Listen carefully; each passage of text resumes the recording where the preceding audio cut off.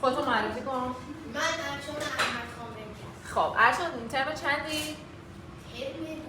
دو پایتون کودکانه. خیلی خب بریم با هم دیگه ببینیم ارشان چیکار کرده. ارشان یه بازی ساخته، یعنی اصلا این ترم بچه‌ها بازی ساختن.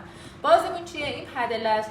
یه دونه پدل گیم ساختیم که حالا مثلا یه توپی میاد اینجا به اگه این پدل برخورد بکنه برمیگرده بالا و اگه نتونیم توپ رو بگیریم میادش از این خط رد میشه و گل میشه. من الان دیگه توپ رو نمیگیرم که بیادش رد بشه و گل بشه. اینا گل شو مینویسه گل. حالا بچه‌ها خیلی چیزای بیشتر از این بلدن، مثلا بلدن صوت و اینا بزنن، اما برای پروژه پایانیش ما همینا ازشون خواسته بودیم و هم انجام دادن. مرسی ارشان. من فقط ازت چند تا سوال بپرسم که ببینیم که چرا واردی روی اینا. خب بریم این قسمت.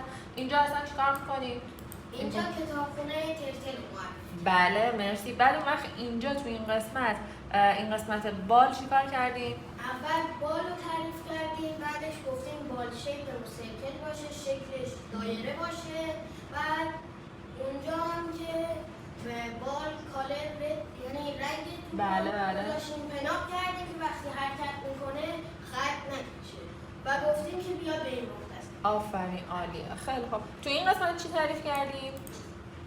این قسمت گفتیم گوش بده، کلیدا رو دادیم بهش و اینجا تعریف کردیم واسه پدلا. وقتی رایت رو میزنیم، دکمه رایت رو میزنیم، پدلمون رو ببر سمت رایت، سمت راست و اون پایین لفت هم همین. خیلی عالی بود. مرسی ارشان جان. تشویقش کنید بچه‌ها.